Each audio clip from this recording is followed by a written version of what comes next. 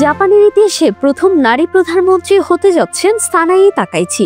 শনিবার ক্ষমতাসীন liberal Democratic পার্টির নেতৃত্বে নির্বাচিত হয়েছেন তিনি। চলতি মাসের শেষে প্রধানমন্ত্রী হিসেবে শপথ নেওয়ার কথা রয়েছে এই রক্ষণশীল নারী নেত্রীর, যিনি সাবেক ব্রিটিশ প্রধানমন্ত্রী মার্গারেট থ্যাচারকে নিজের রাজনৈতিক আদর্শ মনে করেন।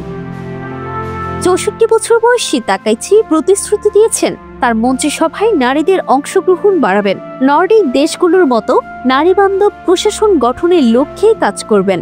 বিদায়ী প্রধানমন্ত্রী শিগিরো ইশিবার মন্ত্রিসভায় মাত্র 2 জন নারী মন্ত্রী ছিলেন। তবে লিঙ্গ সমতা বিষয়ে তার অবস্থান এখনো বিতর্কিত। বিবাহিত দম্পতির ভিন্ন পদবি গ্রহণের আইন সংস্কারের বিরোধিতা করেছেন তিনি। রাজপরিবারে কেবল পুরুষ উত্তরাধিকারকে সমর্থন করেন এবং সমকামী বিবাহেরও বিপক্ষে অবস্থান নিয়েছেন। রাজনীতি ও লিঙ্গ বিষয়ক বিশেষজ্ঞ ইউকি সুচির মতে তাকাইচির নেতৃত্বে জেন্ডার সমতার নীতিতে বড় কোনো পরিবর্তন আসবে না, যদিও একজন নারী প্রধানমন্ত্রীর প্রতীকী গুরুত্ব অত্যন্ত তাৎপর্যপূর্ণ। দেশটিতে নেতৃত্বের জায়গায় নারীর উপস্থিতি এখনও খুব সীমিত।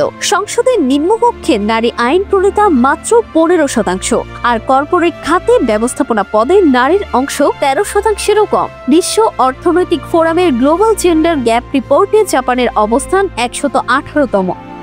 তবুও সাধারণ নাগরিকরা তাকাইচির উত্থানকে গর্বের বিষয় হিসেবে দেখছেন। অনেকের প্রত্যাশা এই পরিবর্তন হয়তো ধীর হলেও জাপানের নারী নেতৃত্বের নতুন অধ্যায় সূচনা করবে।